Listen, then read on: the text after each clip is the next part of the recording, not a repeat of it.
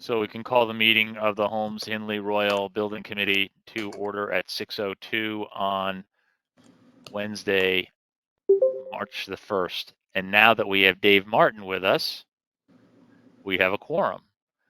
So that's good.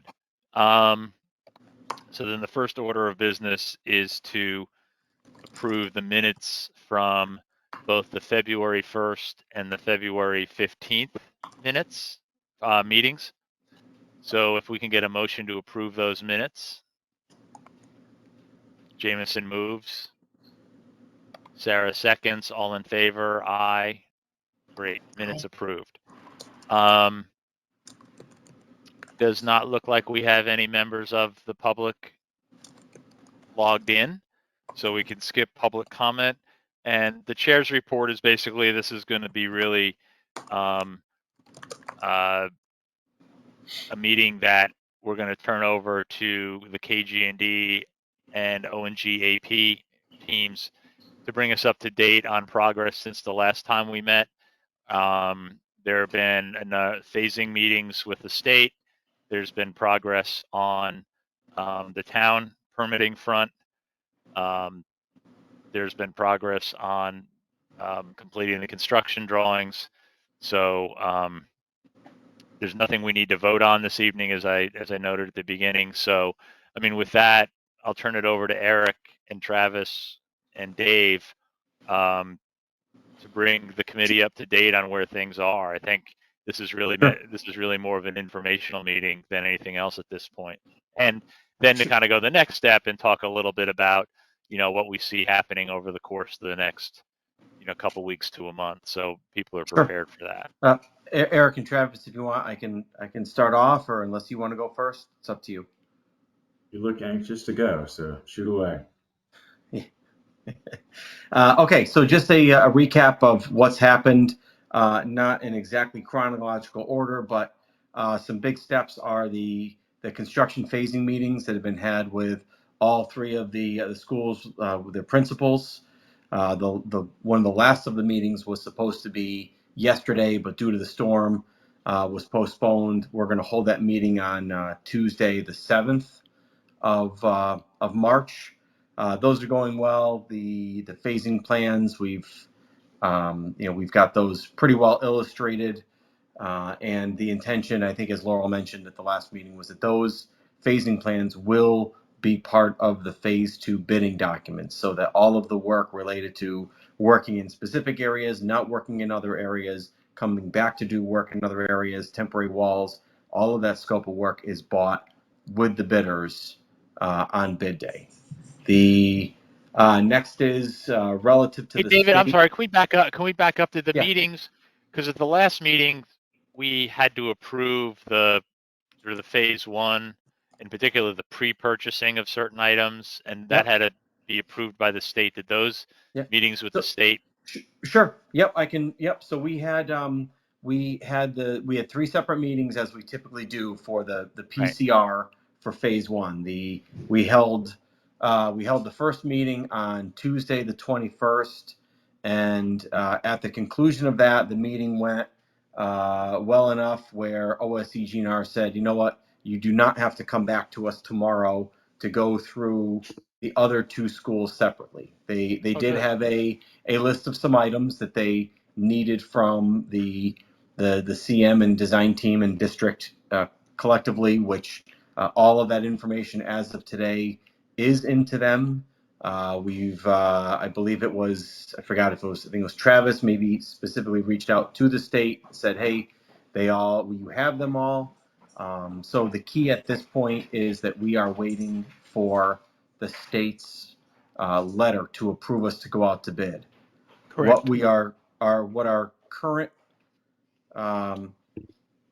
what we had been planning on was that we would receive that approval by noon this coming Monday, the 6th. And why that's critical is that Karen Dunn in Town Hall needs to post the advertisement to bid in the publications by noon on Monday for it to run in Thursday's paper. And there's a minimum requirement of 2 weeks of bidding after that advertisement. So we've been talking about a bid date of the 23rd of March for phase one, and that is hinging upon getting the PCR or the approval to bid from OSCGNR this coming Monday, so Karen can get the publication into the papers Monday for a Thursday run. Those are the critical dates that are coming up there. So between now and Monday, whether it's Dr. Adley or Kevin or myself or KG&D, I'm sure there'll be some combination of all of us sending ticklers to Kermit, asking if he has any more questions or if there's anything that he needs from us to stay on the top of his list to get us the letters that we need for each of the projects. I could follow up with Kermit tomorrow. Yeah, I'm happy to also ping him as well, Travis.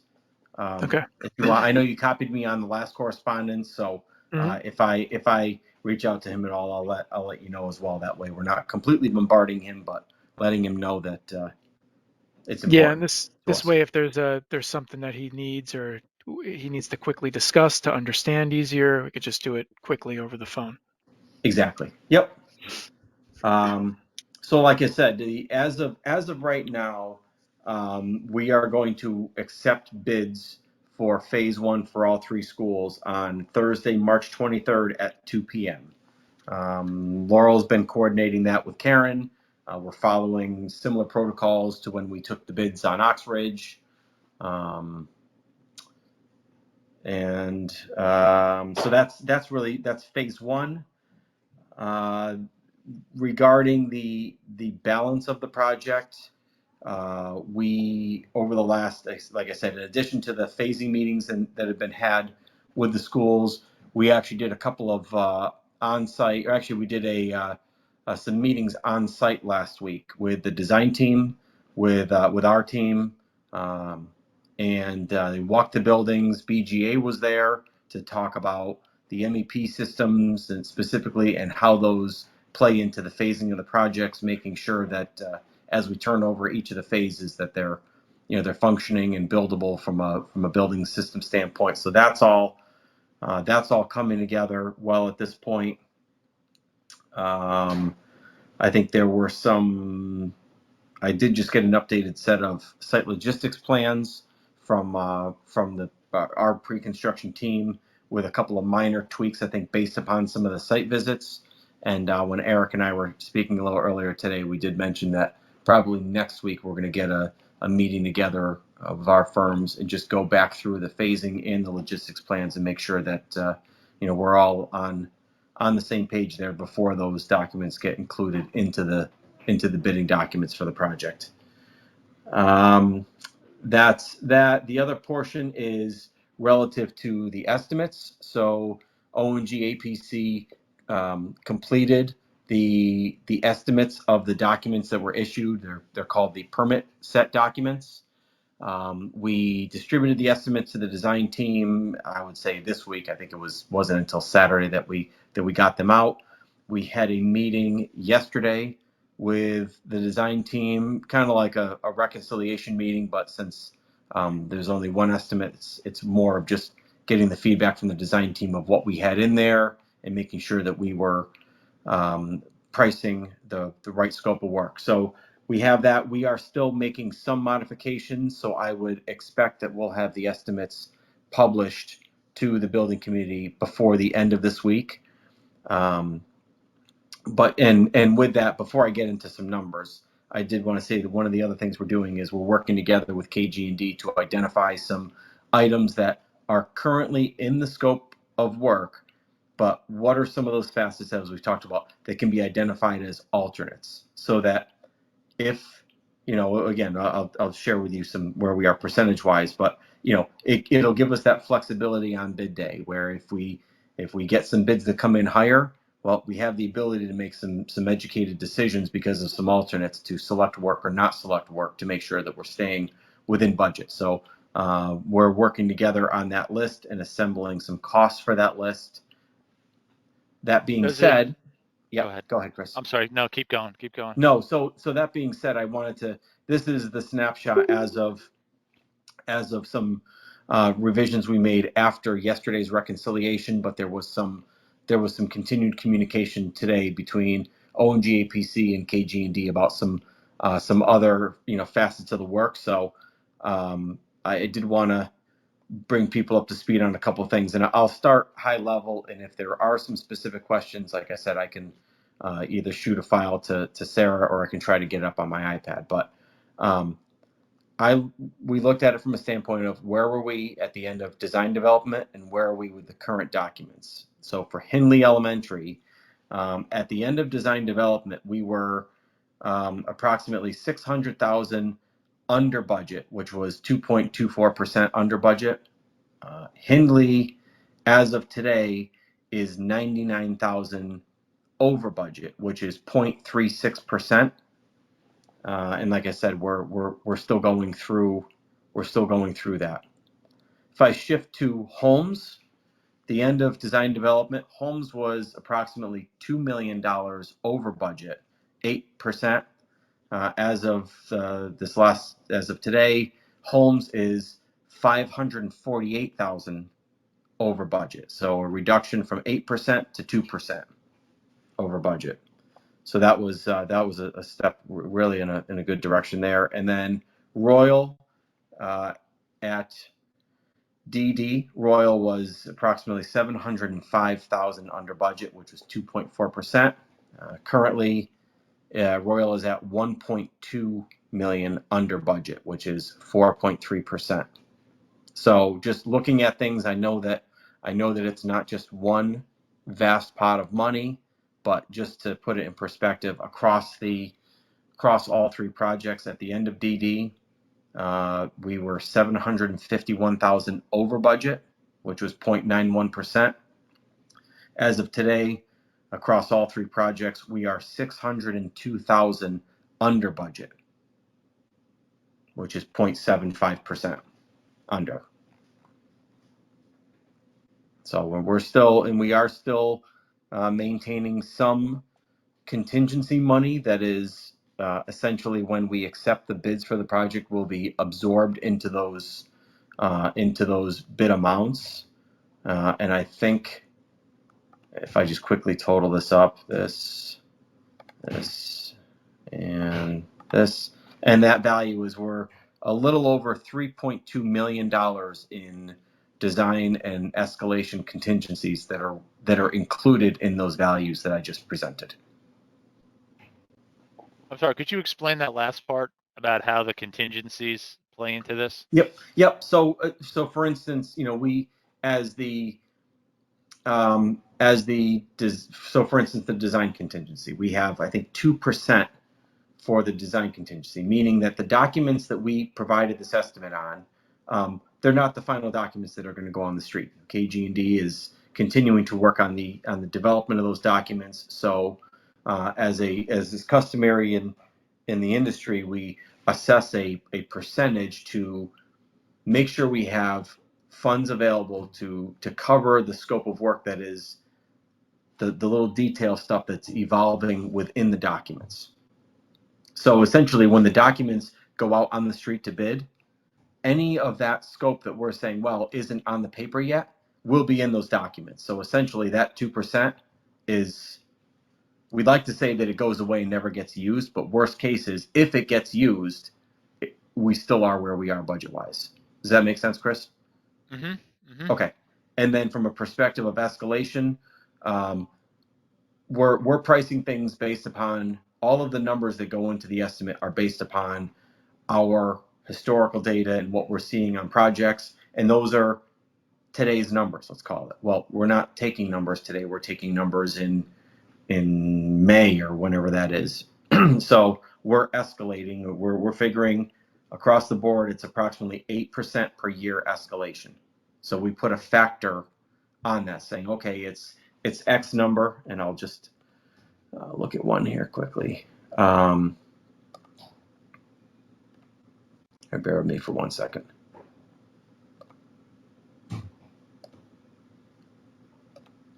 I'm just looking to call up one of our estimates. Essentially, the way we show it is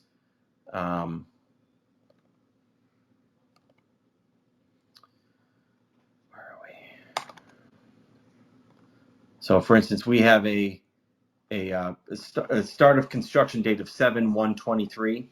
So it's technically 5 months to the start from when we did our estimate. So it equates to 3.33% of escalation. So it's to bridge the gap of what could happen escalation wise from now until the day that work starts. Okay. Okay. Whereas there are two other contingencies that are in the project. One is the CM contingency and one is the owner's contingency. And those are established at the time of the GMP, and therefore for the GMP contingency, the CM contingency, that's for, you know, where there are gaps in scope that we have not awarded, or if there's portions of the work that have not been awarded, or if there's, you know, if there's overtime, things like that that have to be made in the implementation of the project that are part of our responsibility of delivering the projects. That's what's funded from there. And then the owner's contingency is for your use, for if there's added program you want to put into the project, if there are, you know, outside influences to the project that necessitate you having to change the scope of the project. That's what drives funds from that contingency. And those are, you know, those values will remain there. They're not going to get absorbed into what's happening between now and bid time. Okay. All right.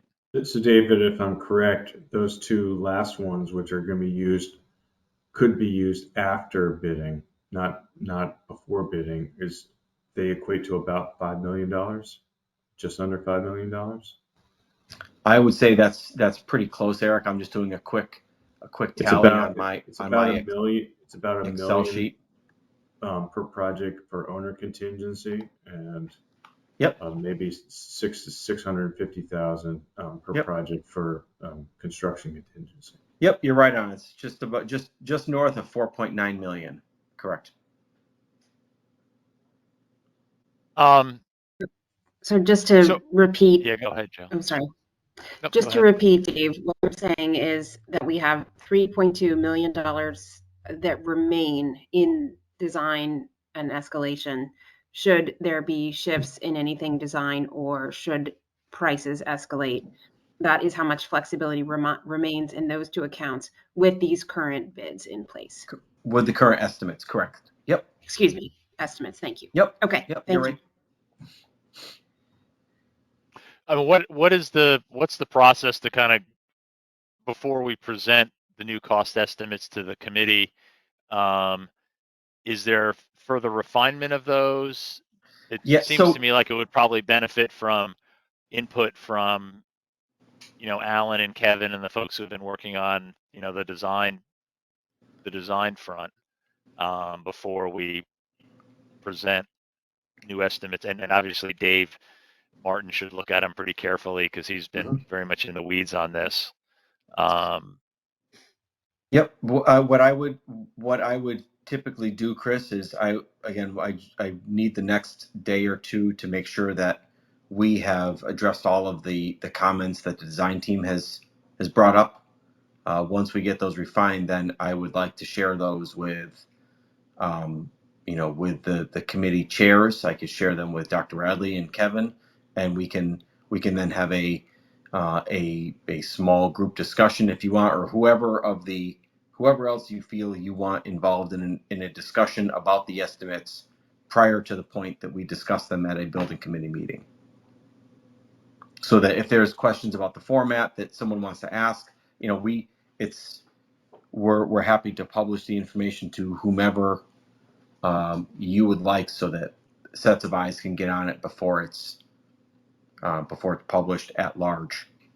Yeah, I mean, I think that makes sense. And maybe, Jill, let me know what you think. Maybe we target something during the early to middle part of next week so that ideally we can have those ready to go for the meeting on the 15th. Yeah, I think we'd be looking at, the numbers, any comments on those numbers. And then I talked to Eric earlier, and Dave, you just mentioned it. I think taking a look at what we think might be appropriate at alternates, and having that polished up a little bit for the committee to review. Correct? Correct. I mean, overall, this is a very good story. At the end of design development, we were over budget by $750,000. Right now, related to the construction budget. It seems like we are under budget by 600,000, but these are budgets, they're estimates, they're not actual bids. So when we go out to bid, hopefully we're very close to this. We should be very close, but we never really know until the actual bids come in. As you recall, we're actually bidding this, with the exception of this, the earliest phase, we're bidding Hindley and Royal first, and then Holmes a week later. So if we, or a couple of weeks later. So if we find when we actually get Hindley and Royal numbers back that the bids are coming better or worse, we can make some adjustments to Holmes before the Holmes numbers come out. So that gives us a little bit of flexibility there. Eric, given that we have 3 principals on the call, I think I understand what you mean when you say make some adjustments to Holmes, but would you clarify what you mean when you say that, please? I'm sorry, you jumped in and out. So clarify what? I'm going to turn my camera. Sorry, I turn my camera off. My connection is poor. Just given the people listening, including ourselves and the principals, when you say make adjustments to Holmes before we go out to bid for that, would you just clarify what exactly that means, please? It might mean nothing. I mean, the expectation is that that Holmes will already be on the street when we actually are receiving bids back and reviewing bids for the first 2 projects.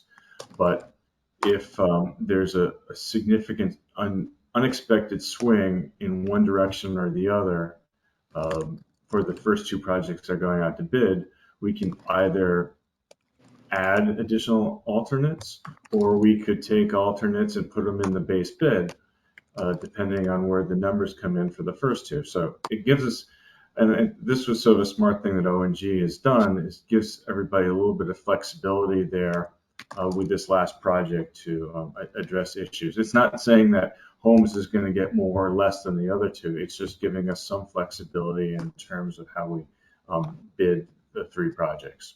Just to put it in context, so like when you say propose, so that the principals kind of understand the scope of what we might be talking about, what would be an example of an add alternate that we might, Sure. we might propose, so that we're not just talking in abstract, just recognizing that this isn't being proposed, but what an example might be. So we look for add alternates that are easy things to add later on, which don't affect the construction schedule. And if we have contingency available, we can expend that money at a later date. So for example, at the 3 elementary schools, we're adding parking spaces. Typically, we're adding them in 2 different areas.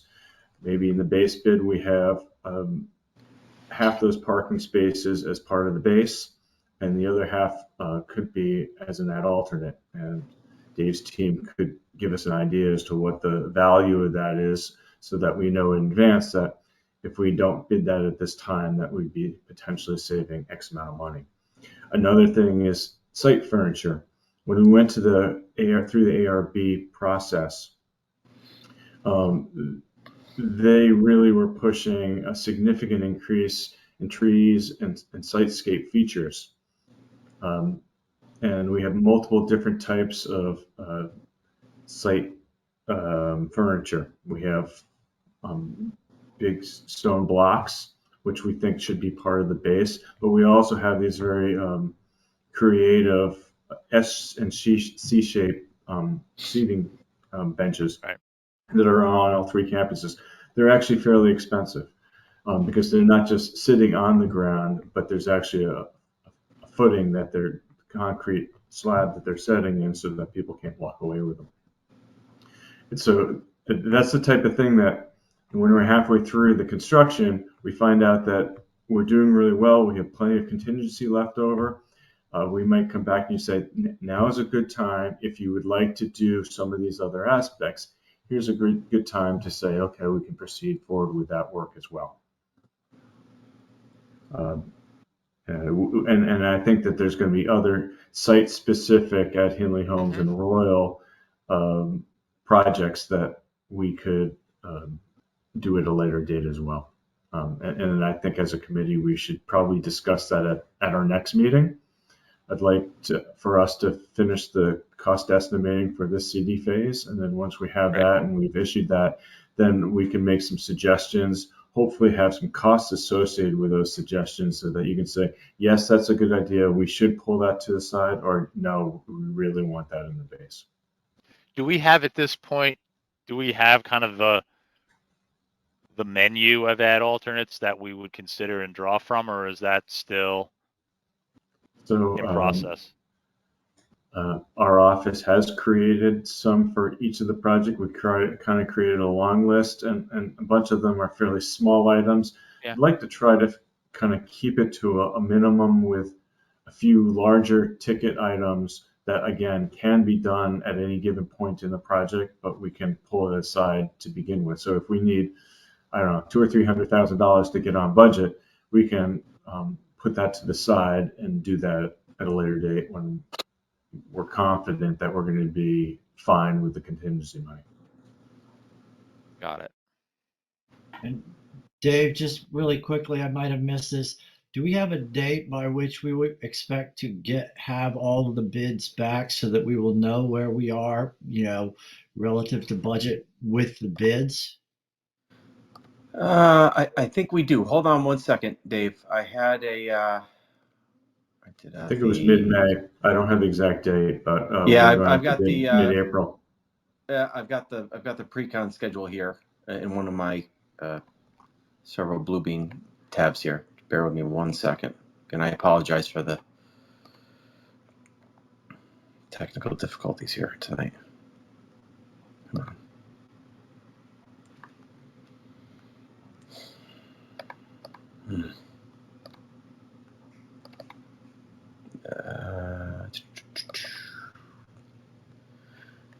We are showing starting bidding May 5th.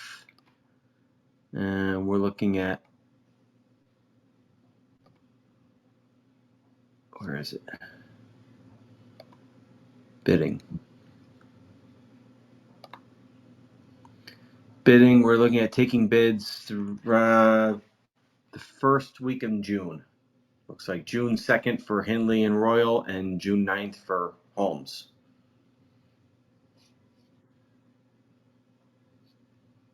And how long does it usually take to get the bids back? Well, no, that's when they're due. So when we, on bid day, we have all the numbers on bid day. It's from that point, it's then, we have to scope the bidders and make sure that they're the lowest qualified responsible in each of their packages. Okay. Thank you. Yep.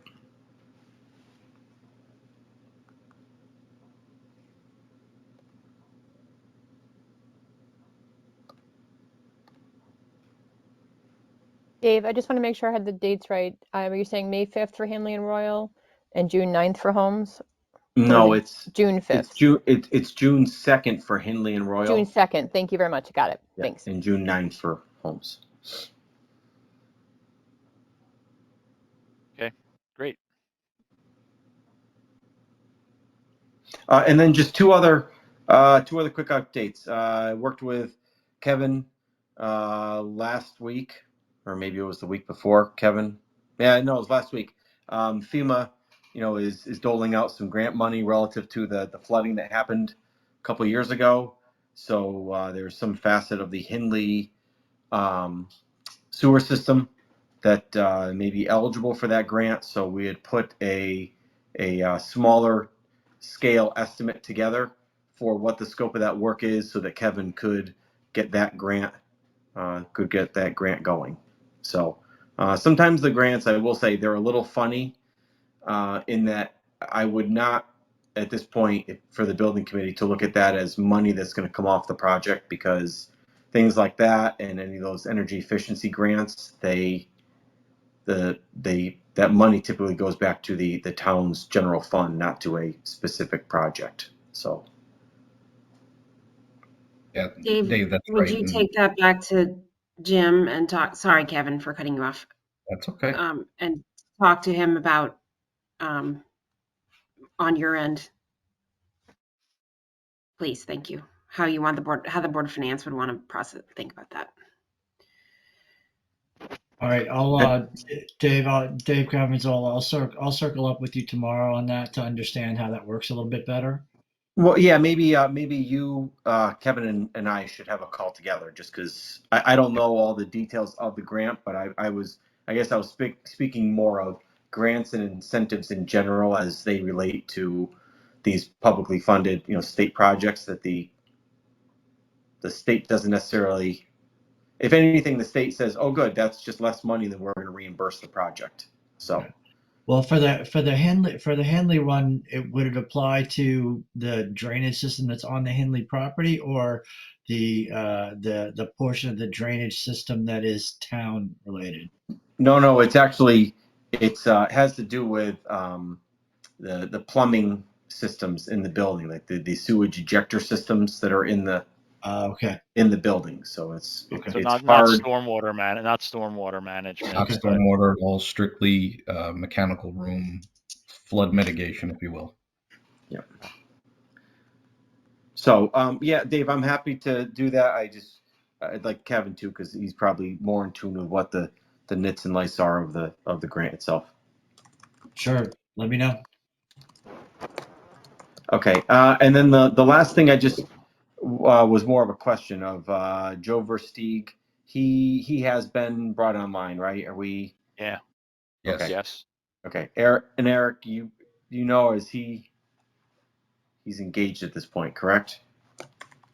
He's engaged. He's got his sign off. So I was figuring I'd give him a few days to wake up to the project, and then probably by the end of this week, give him a quick call and find out if he needs any assistance from us.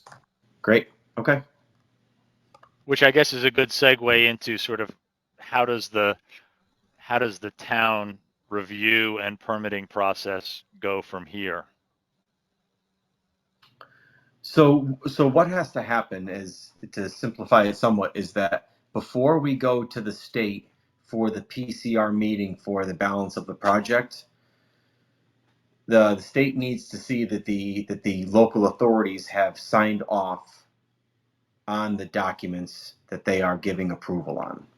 So in order to do that, this local review has to be conducted. So Eric, I don't know if you had heard anything from Joe on the specific process for how he takes his review and then relates that to the local authorities.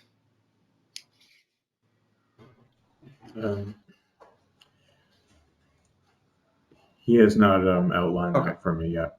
Okay. He said that he handles that, and that he goes through that with the local zoning enforcement agent and the building inspector. But basically, he's the one that issues all the paperwork to the state. It's not the building department. He's acting as the building department, issuing that on their behalf.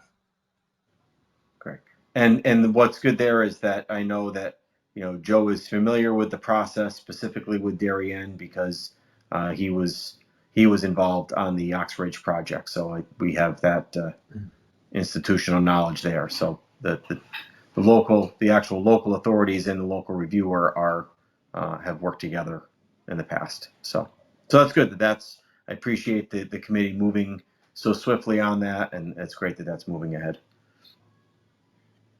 So I guess I could give a quick update in terms of what we're up to and what we are still working on, and then I can turn it over to Travis, and he can give you a quick update on the state as well. But we received zoning comments related to the P&Z responses for Henley and Royal. We've gone through that with our team and civil and landscape architects related to the site aspects, and we're making sure that we update our drawings associated with those comments. We have not received them from homes, but I would expect over the next few days that we probably receive them from them as well. Obviously, the team is hard at work doing the construction drawings and the coordination of all the documents between the different disciplines and engineers. It's a very involved project, and I know that ONG had looked at our model, had found a few places where ceilings mechanical and structural were overlapping, and so that was very helpful. We have been sorting issues like that out, and ultimately our drawings should be in pretty good shape because of the coordination between all the different companies. In terms of Kevin, security, I meant to send an email out to you earlier, but I just ran out of time. But Jill and I have talked about probably getting together with you as well as your security consultant. Yep. Sure. And going through what we're doing in the vestibules and in the lobbies, because we have these greeting, we have the greeters desks.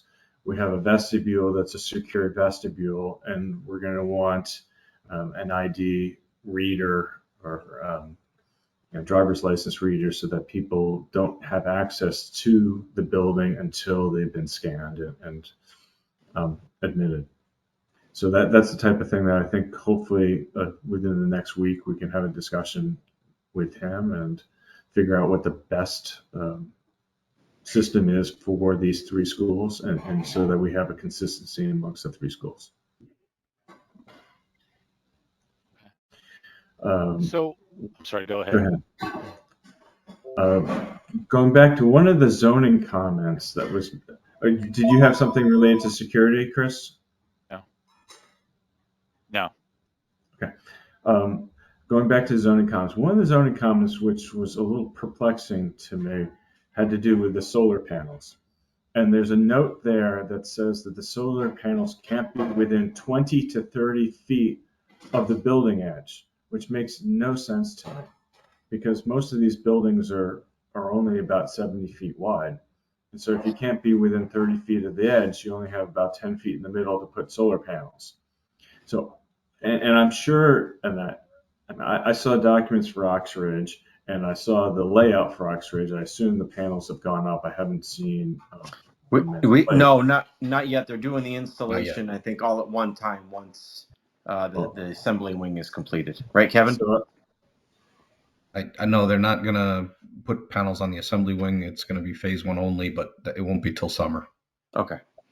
Well, I'd like to see what the final layout for that is and understand, because I think that this is a mistake on their part. I would expect that you'd be able to put solar panels within maybe 5 feet of the perimeter edge. There's a safety factor. You want to be able to walk around the panels, but 20 to 30 feet is, it makes the panels make no sense to put them up there. You can't put any up there, so you're not getting any energy out of it. So it's going to be a conversation that I have to have with the town to figure out why they put that note and if that note was an error. Eric, I should just chime in that's kind of a moot point with regards to this project because it's not part of the scope of this project, so it's not in their purview really to review the solar panels. But they probably saw them on the drawings because we were coordinating with them. But just FYI there. I get that. I just, I like to fight these battles, so. Well, it'll only help for when they do go to install. I don't want to leave something so that they have to deal with something later on. I'd rather that we figure this out now and get an understanding there between us and the town. And then the last thing is Dr. Adley and the different schools put together a list of items that they had concerns with their drawings, and a couple offices that they wanted to switch around, and a couple classrooms that wanted to switch around. And we're planning to get together and have a meeting probably within the next week to review that with the different schools. But basically, most of the comments that were made we were able to make revisions to the drawings that address those so that they should be in good condition. We look forward to meeting with everybody and going through and confirming that what we're showing is going to work for everybody. And that's Kevin, all I have to say. I don't think we need Leon for that part of it. Maybe we could piggyback those two meetings, the one with Leon and the one, finalizing some of those design questions.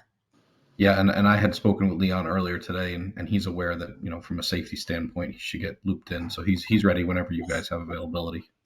Great. Because in addition to talking about that system, I think we want to make sure that, you know, we've got consistent, that our buildings support the practices that we've defined for the district across all buildings. Thank you. With that, Travis, you have something to add related to the state review? Dave pretty much summarized everything with phase one, so that those meetings went well, and we uploaded the incomplete items that Kermit wanted to see earlier today. So I will follow up with Kermit on that. Then in the next 3 weeks, ahead of the 328 meeting with, what is that, Hindley and Royal, we will do the the required paperwork on that front, and be in touch with Kevin and Alan as needed for any forms that they need to provide for that. So could you guys? So then what happens? So you complete your construction drawings. We get the town approvals. Joe Versteeg signs off on everything and works with the town to get the necessary permits. The state signs off. How and when and like what does the bidding process actually look like? How does that occur? And is that done in phases? Is it done all at once? How is that So for just those of us who haven't done this before?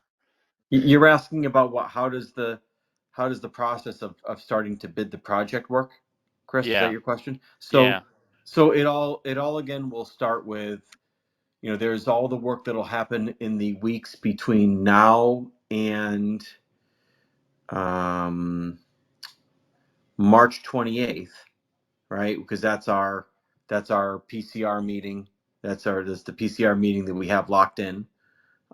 So between now and then is when all those approvals have to be gathered. The local officials, I believe at the building committee meeting, the next building committee meeting, which will be in 2 weeks, correct, is where the building committee will give their acceptance of the construction documents estimate and documents that they see fit. And then we had worked through it, and that I apologize for not knowing the dates exactly, but I know there's a Board of Ed meeting. I don't know if it's the following week or whenever it is the regularly It's on the scheduled 28th. meeting. It's a day, right? It's the night of the first meeting or something, and we're Correct. having the next meeting. So we've worked that out, and we're good with keeping that Board of Ed date as it is. And then, you know, it'll be a similar process where the state, after they meet with us for a few hours and discuss the project in great detail, they will send us back with a couple questions they have. They will have to do some of their own internal review. And right now we've allocated for the state to take 3 weeks to give us the approval to bid from the time that we meet with them. So we meet with them on the 28th, and we're saying that they're not going to tell us we can bid for 3 weeks. March 28th is the meeting with the state. Yeah, For Hindley and Royal. Yep, The and 20 then 29th for and then homes? Holmes, yeah. No, Hindley it's and Royal is the 28th, 29th, yeah. the 12th. Yeah, it's For 12th, Royal. April 12th is Holmes. Yep, I'm sorry, Holmes. Yep. yep. So yeah, and so for Hindley and Royal, we're expecting it'll take 3 weeks to get that approval. So then what happens in that time is after we go up to the state for that PCR meeting, we, you know, O&G AP will do our final things of queuing up with getting the bid documents ready. And that's similar to what Laurel's been doing for the last week with communicating with Karen Dunn and making sure that she has all the documents ready to go for putting the ad in the newspaper. And on our end, in our bidding system, we're compiling all the documents, right? So it's all ready to go. So we get the approval to bid. The next morning we hit the button and the invitation to bid goes out. You know, the town can do their publication, and then we have the bidding period. And for at that point, when we go out to bid, that's when we are working on making sure that we are soliciting bidders, making sure that we have adequate coverage in all of the bid packages. In that period of time, that's when all the trade contractors will start reviewing the documents. a sad reality is that the first week after we publish or send out the invitation to bid, next to no one actually looks at the documents. Despite our best efforts to engage them, they don't jump on it like we'd like them to. So week and a half or so into that process, 2 weeks in, we start getting questions from the bidders. Those questions are reviewed by us, forwarded on to the design team. They respond to them. Throughout the course of the bidding process, we'll work with KG&D. They'll be issuing or they'll be compiling addendums, which are essentially just that. They're amending or augmenting the information in the bidding documents. They will become part of the contract documents, and that will continue throughout the process. And then when those questions are all wrapped up, we will then accept bids. We'll take all the bids for one school at a time. We'll compile it, we'll crunch the numbers, and then we immediately start in on scoping the contractors to make sure that they've included all of the scope of the work and are the lowest qualified and responsible bidder. And so these are for each of the individual trades then, right? So, Yep. okay. Yep. I think just off the, I know the team was talking about the number of bid packages, but my guess is that each of these projects will probably be carved up into somewhere around 20 to 24 separate packages of work. Meaning that we will enter into contract with, provided that no one gets, that on each project there'll be at least 20 to 25 separate trade contractors performing the work. And what is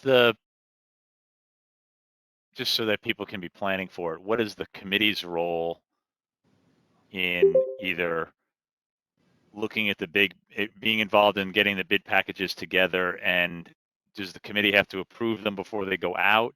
Does the committee have to approve the awarding of bids, or is that all historically, has that been?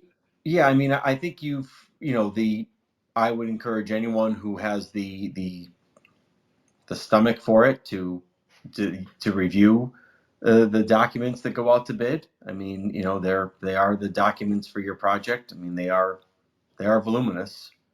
So No, it's but a lot as a formal matter, does it require, at what point do you require committee reviews and votes on things to be approved? So after you approve the construction documents estimate and the documents, the next time that we will need an approval from the committee will be when we bring the recommendation of the lowest qualified responsible bidder for each package to the committee.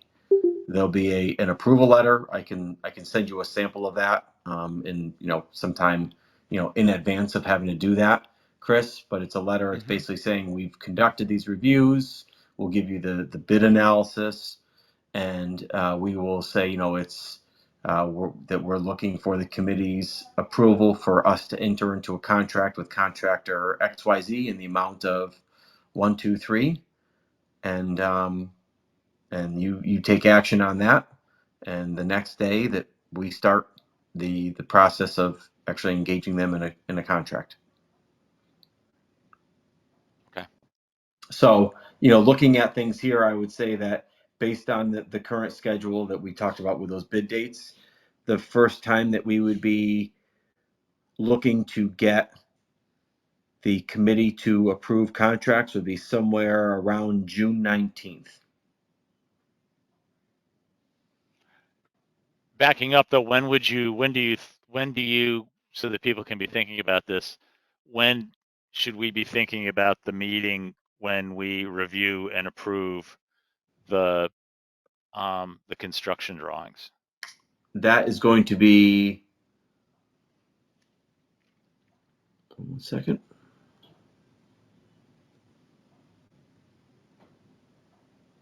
Because that we have to wait for the state to take their 3-week period, right? Right. So as of right now, and again, when Laurel's back on Tuesday, I can confirm. But we have in our schedule right now March 22nd as the date when we do the approval and the presentation to the building committee for Henley and Royal. So you do that before you go to the state. Yes, because we need Okay. that. The state is not going to want to talk to us until you have endorsed what we're bringing before them. Same goes for the Board of Education. Again, with the 1 day lag, we'll work that out with Kermit. Okay.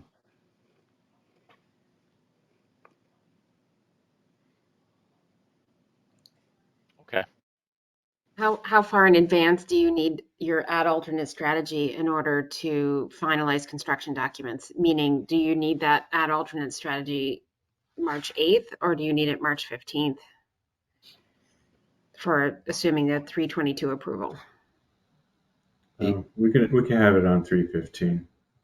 right, It's thank you. basically bubbling areas to call them out as alternates. Okay. Well, I'm just thinking out loud, is there a need to meet on the 15th? And are we better off just doing the meeting and review and approval of the drawings for Hindley and Royal and the cost estimates for Hindley and Royal on the 22nd, and then doing the same for Holmes when those are ready? Chris, can I get back to you? Well, I think On we that? need some. I think we need some information on the ad alts ahead of time so that we can finalize the drawings. No, I understand that, but I think we were talking about a smaller group meeting to look at the cost estimates and discuss the ad alternate strategy that would involve Alan and Kevin. That would be fine. But that doesn't necessarily need to be a full committee meeting, and that the next time the committee meets might be the 22nd when we're ready to approve those ad alternates as well as the cost estimates and the construction drawings that would go up to the state for those two schools, for Hindley and Royal. I would agree with that because there's not a whole lot of information that we're going to share between now and then. This was an important meeting to share stuff, but after this, we're just going full steam ahead trying to get our drawings finished. Right. Yeah, my gut, Chris, is that if we can somehow change the meeting on the 15th, because I think as far as the cadence of the meetings that you've scheduled, the 22nd is not on that schedule. Correct. Right? Correct. So you would have to do a reschedule there. I think right, that's but I think the idea, what I'm proposing is we would not have a meeting scheduled on the 15th. We would try to have a smaller group meeting sometime next week on cost estimates and ad alternates. Our next meeting would be the 22nd, that week, so that, and I guess Jill, we'd need to coordinate with Board of Ed too, but that would give us enough time to approve what you need to go to the state on the 28th. Right. And we then- should be, sorry, Jill. Well, I think Dave and Laurel have checked, so Board of Ed is going to approve the night of the 28th, and that's already correct. established. Right, So because we knew that changing the Board of Ed meeting was a far more complicated task, and Right. we can work with the 1 day. And like I said, we've already think talked that, to Kermit on that, Dave. What's that? We've already talked to Kermit about that. He is aware that that's going to be the case, that there'll be a day delay in that. Right. Okay.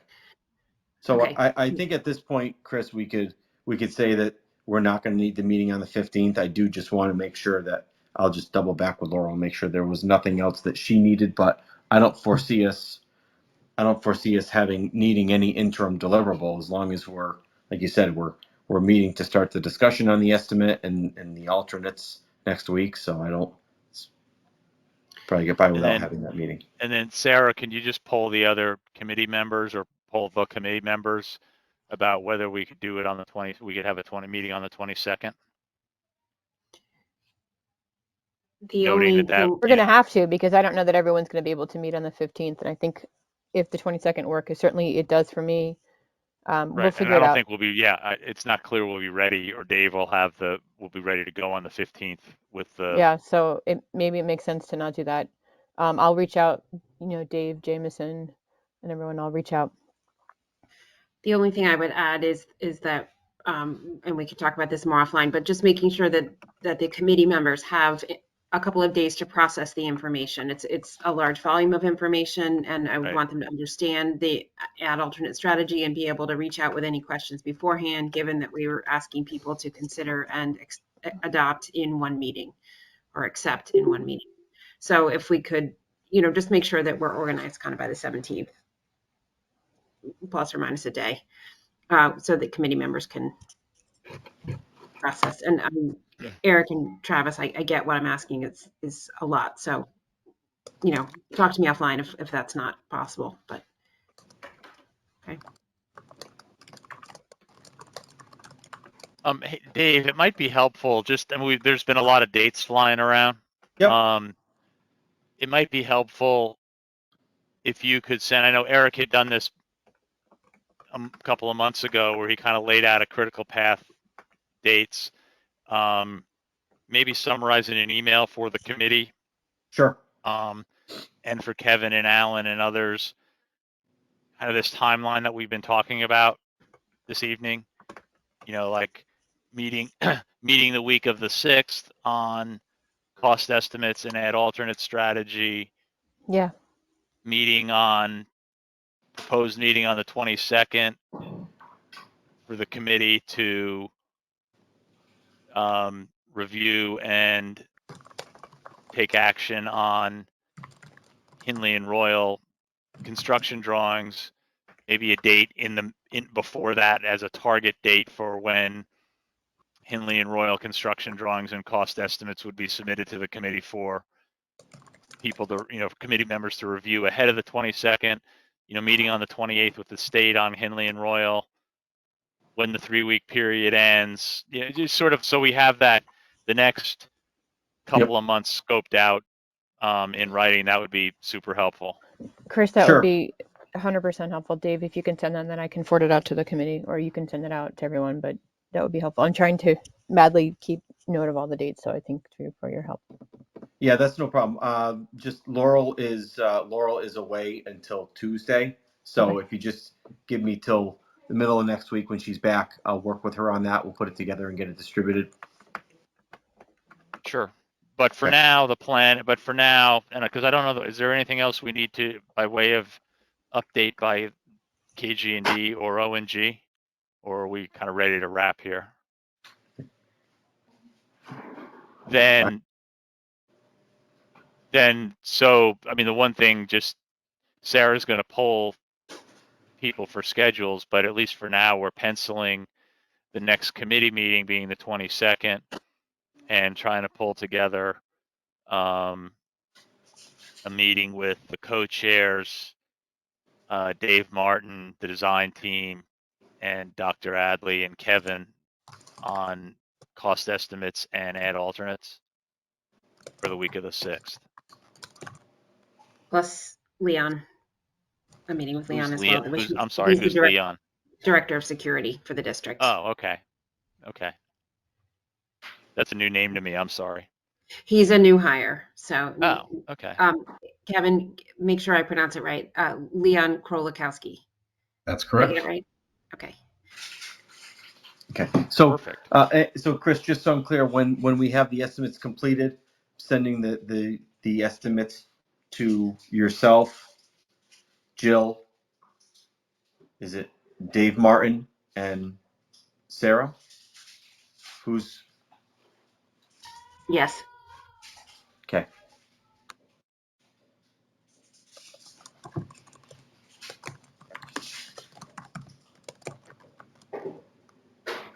Okay. Okay. Anything else from any of the committee members at this point?